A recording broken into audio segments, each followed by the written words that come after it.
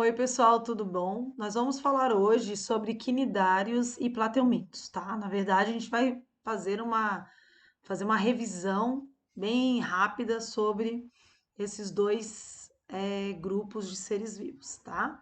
Então, os quinidários são o filo do reino animal, após o filo dos poríferos, e ele é composto por animais que têm corpo mole, que vivem em ambientes aquáticos, e os principais representantes, os mais famosos, são as águas-vivas, tem as anêmonas do mar, aqui no exemplo do meio, e temos ainda os corais, que também são bem famosos, coloridos e diversificados.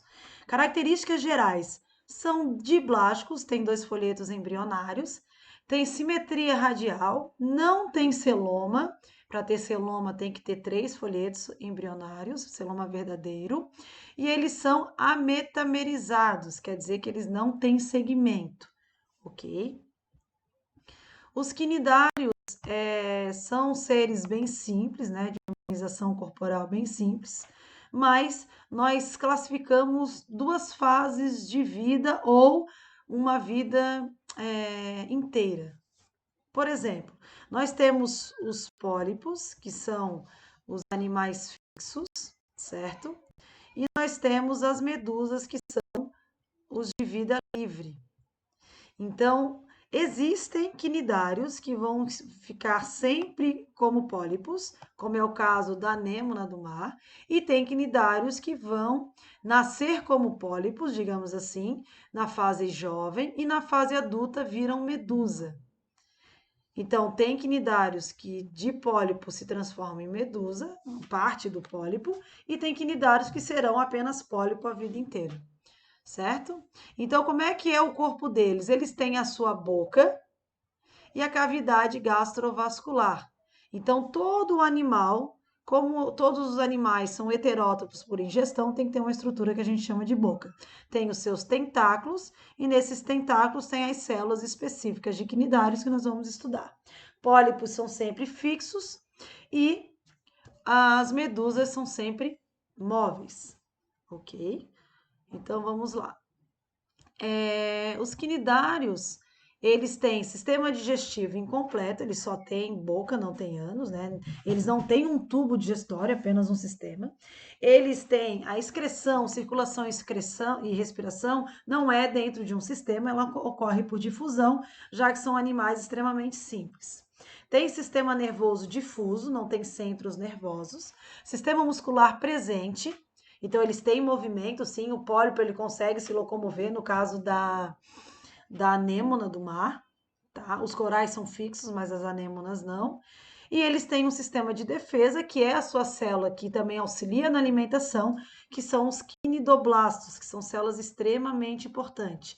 Então, no tentáculo, se você for fazer um aumento, você vai encontrar uma célula chamada quinidoblasto, que ela tem, né, esse chicote aqui que descarrega uma substância tóxica e o que ela faz? Ela meio que degrada o seu alimento. Lembrando que os quinidários são carnívoros e algumas águas-vivas, por exemplo, essa parte do tentáculo, ela enrola em alguns peixes, degrada esse peixe, bota para a parte da boca, absorve a parte que foi digerida pelos quinidários, quinidócitos, e aí libera a carcaça que o animal não vai se alimentar. Então, muitas pessoas conhecem, né, as águas-vivas pela sua letalidade ou porque já foi queimado, mas se ela efetivamente enrolar no braço, na perna, isso daria um grande problema aí na estrutura da pessoa. Existem um tipo de quinidário chamado de vespas do mar, que se você entrar na água, ela dá uma parada cardíaca imediatamente. Geralmente elas estão na região da, da Austrália. Eles também têm reprodução assexuada por brotamento, regeneração e estrobilização, que isso geralmente ocorre nos pólipos. E na medusa eles fazem reprodução sexuada cruzada. Então, o que que é o normal de acontecer no caso da água-viva? Ela tem a sua fase polipoassexuada e ela, quando se transforma em medusa, ela faz a reprodução sexuada, que geralmente na nossa região ocorre no verão. Importância dos quinidários, né? A caravela, ela forma colônia, ela não é uma água-viva só, ela é uma colônia de água-viva e ela pode causar queimadura em pescadores e banhistas no litoral. Mas são animais que também servem de alimento para outros animais, como répteis, como as tartarugas, os répteis aquáticos. E os recifes de corais, que também são colônias, elas acabam servindo de berçário e moradia para vários outros animais aquáticos, né, ou seres aquáticos. E também estão associados com águas que a gente chama de zooclorelas, que são algas que dão as cores aos corais. Tanto é que o aumento da poluição ou da eutrofização, ou até o aumento da temperatura pelo aumento do efeito estufa, dos fatos de alguns cientistas relatarem era o branqueamento desses corais. Por quê? Porque estava matando as algas, o aumento da temperatura no mar. E o que é péssimo, porque daí os outros animais não conseguem se camuflar e nem sobreviver junto aos corais. Certo? Então, de quinidário, um resuminho mais ou menos isso. A gente tem o grupo Cifozoa, o grupo Cubozoa, o grupo Anthozoa de quinidários. E aí nós vamos rapidamente falar um pouco sobre os plateumintos. Só dando uma revisada aí, bem rápida, sobre os plateumintos, ok? Opa, opa, opa. Se vocês quiserem ver uma aula mais detalhada, principalmente sobre plateumintos e nemateumintos, assistam às aulas específicas para o segundo ano, onde eu parei e detalhei várias situações aí sobre cada filo do reino animal, certo? Porque nós não vamos ter muito tempo, já que a gente já tem aí um planejamento de avaliações. Os plateumintos são animais de corpo achatado, né? São vermes de corpo achatado, são triblásticos, têm simetria bilateral, semelhanças bilaterais, são protostômicos, que possuem tubo digestório, porém incompleto. Eles têm um tubo que só tem a boca e não tem o ânus, mas eles são acelomados. Por que eles são acelomados? Porque tem várias estruturas que eles ainda não formam. Eles não formam vasos sanguíneos, eles não formam N estruturas que só vão aparecer em moluscos e anelídeos. Lá em moluscos e anelídeos é que nós vamos ter os triblásticos e celomatos. Plateuminto é triblástico acelomado e os próximos nemateumintos são triblásticos pseudocelomados, ok? Então já tem uma característica bem importante de se distinguir. Então aqui a gente tem uma imagem de um plateuminto, que é acelomado, o pseudocelomado, que são os nemateumintos, e o celomado, que os anelídeos. Então eles têm uma cavidade com um líquido, que é o celoma, que é diferente disso daqui, que é como se o celoma estivesse espalhado. E aqui a gente não sabe, né? Tá tudo junto, não tem aí uma cavidade para ter esse líquido, como tem, por exemplo, nos vasos sanguíneos. Quais são as tendências evolutivas dos plateumintos? Aparecimento da mesoderme, que é o terceiro folheto embrionário. Sistema nervoso ganglionar, já tem centros nervosos, o que faz o animal ter uma mobilidade maior e uma defesa maior em relação aos predadores. E é o primeiro a ter sistema excretor, de excreção aí de estruturas internas. Sistema digestório, como eu já falei, incompleto, porque não tem ânus, só boca. Não tem sistema circulatório e respiratório. Tem sistema nervoso, que eu já expliquei. E o sistema excretor, ele é feito por célula flama. Nós temos N estruturas complexas, são os néfrons. Os plateumintos têm uma célula que a gente chama célula flama, que é uma célula que vai excretando substâncias tóxicas ao animal. E o sistema reprodutor, existem plateumintos monóicos, que são hermafroditas, e os dioicos, que são unissexuados com sexo separado. Então, o sistema digestório, como mostra aqui, a gente tem a entrada da boca e comida entra e sai pela mesma região. Sistema excretor, então aqui a gente tem um exemplo dessa célula flama aumentada, né? Então, ela tem um canal, ó, essa célula vai levar até a parte externa do corpo, que é um canal que vai para a parte externa.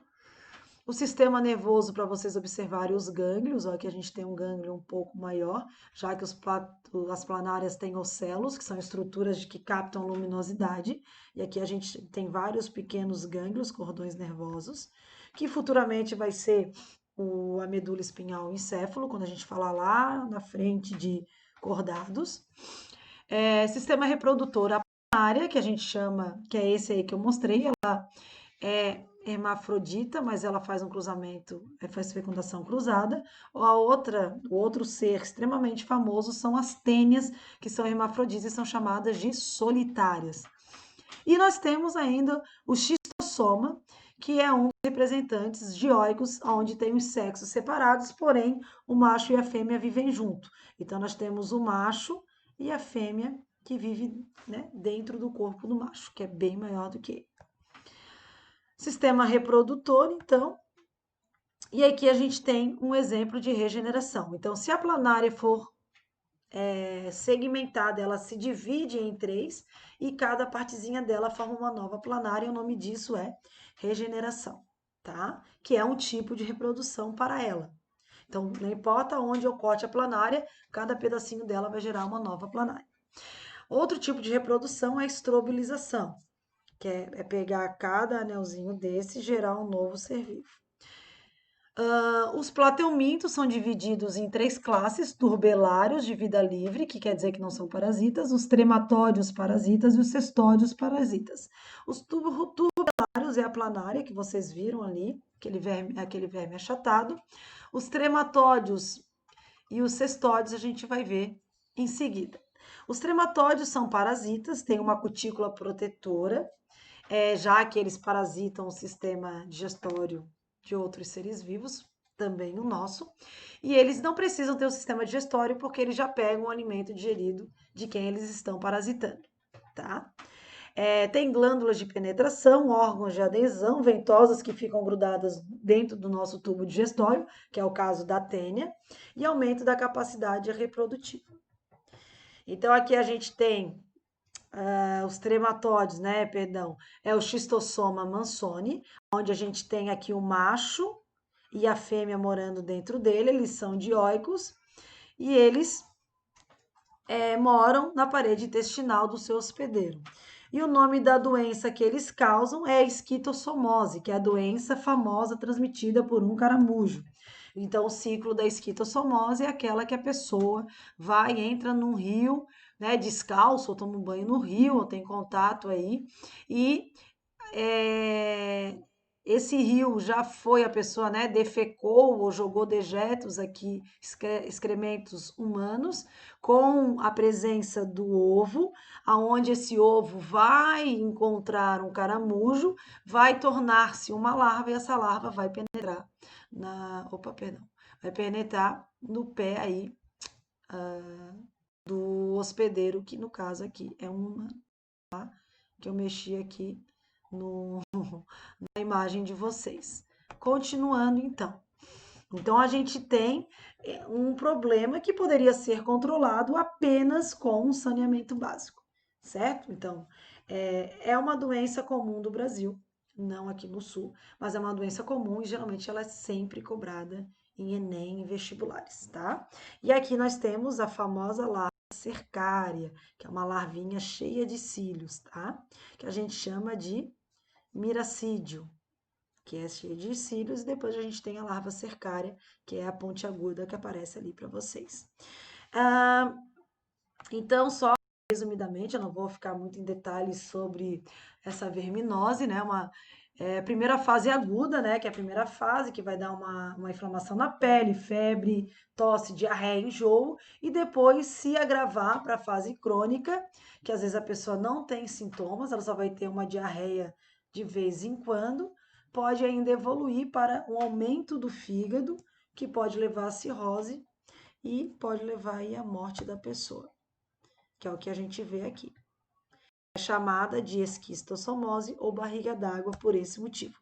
Qualquer coisa que afeta o fígado, a gente chama de barriga d'água, já que ocorre um aumento do fígado, um amarelamento na pessoa, o que é comum nessa doença. E aqui a gente vê um gráfico das regiões onde mais ocorre, tem uma maior incidência dessa doença. Ok. O tratamento, né, seria alguns medicamentos na fase aguda e também a profilaxia seria o saneamento básico. Outro plateuminto são os cestódios, que aí a gente tem agora sim, eu falei errado, a tênia, né? Que são parasitas do trato digestório, a gente chama de solitária, tem corpos longos e achatados, sendo que uma que eles encontraram tinha 12 metros, é isso que eles dizem. Elas não têm sistema digestório porque elas vivem no nosso sistema e já pegam a nossa comida totalmente digerida. E elas têm uma cabeça com ganchos e ventosas que a gente chama de escólex, que é o que está mostrando aqui. Ok? Elas são hermafroditas, então elas fazem autofecundação, então elas têm testículo, a vagina e os óvulos aqui, e os espermatozoides são lançados dentro desse segmento aqui, que a gente chama de proglótide, que é um segmento desse aqui, e ele vai soltando nas fezes. Quem tem gato pode já ter visto uma têniazinha no gato, que não é essa que afeta o humano, mas o gato também tem, quando o gato fica fugindo muito pela janela, né? Existem dois tipos de tênia, né? Espécie, a tênia saginata e a tênia solium, as mais estudadas aqui nos humanos, e elas são adquiridas através, deixa eu passar, da ingestão de carnes contaminadas, carnes mal passadas, que fique bem claro, de boi ou de porco. O problema é que algumas pessoas matam um porco porque ganharam, não vacinaram ele e limpam esse porco na água que vai ser jogada, que é uma água de sítio, que é uma água corrente de cachoeira que vai voltar para a cachoeira. E às vezes algumas pessoas ingerem essa água, não comeram o porco e acaba esse ovo desse verme entrando no nosso sistema digestório, já que o nosso ácido clorídrico não prejudica os ovos dos vermes, porque os ovos são extremamente resistentes. Hoje, se você compra uma carne, né, de qualidade, que passa por uma vigilância sanitária, você não vai ter isso. E se você tem medo, é só fritar muito bem a carne, cozinhar muito bem, que você não vai adquirir os ovos, tá? Tá, outra coisa que é importante é o problema maior da teníase é uma doença que a gente chama de cisticercose, que é ocasionada apenas pela tênia solium. A tênia solium é a tênia da carne do porco, por isso tem muita gente com medo de comer carne de porco, que é quando você se alimenta da carne de porco e as larvas cisticerco, né, saem do nosso tubo digestório, entram na corrente sanguínea e vão para o cérebro. Ou elas põem ovos, elas se reproduzem, geram ovos e esses ovos vão parar no cérebro, no olho. E o problema de parar no cérebro é que um ovinho de verme no cérebro, nos pequenos vasos, que são os capilares cerebrais, se estourarem, acabam criando hemorragia e a pessoa pode falecer ou ficar com algum problema cerebral. Porque geralmente uma pessoa para ter cisticercose é porque ela ingere constantemente carne de porco não vacinado ou não tratado por um veterinário, tá? Então já falei. Profilaxia, né? Impedir acesso de suínos e bovinos a fezes humanas, tratamento massivo dos casos humanos, investimento em educação, que é o que a gente está falando, saneamento básico, evitar alimentos mal cozidos, inspeção rigorosa à carne e fiscalização dos matadouros. Então aqui vocês estão vendo, né, uma imagem do cisticerco, que é o ovinho, e é bem visível, tá, na carne do boi e do porco. Aqui vocês têm um exemplo de cisticerco, ó, no olho humano. Aqui vocês têm uma imagem de uma planária real, tirada de dentro de um corpo de um humano. Olha só como ela é grande aqui, ó, a maior planária. Acho que essa daqui, se eu não me engano, tem uns 12 metros. O nosso tubo digestório tem de 6 a 9 metros, então a tênia está lá dentro, ela pode ser bem grandona. O cérebro de uma pessoa, claro que essa pessoa acabou falecendo, cada bolinha dessa é um cisto ou 2 cisticercos. Aqui mais uma imagem, ó, cisticerco, inflamação, cisticerco. Às vezes a pessoa consegue fazer uma cirurgia para retirar, às vezes não consegue, às vezes por sorte não explode, enfim. É uma roleta russa, né? É isso aí, pessoal. Só uma revisada nos conteúdos, bem rapidinho.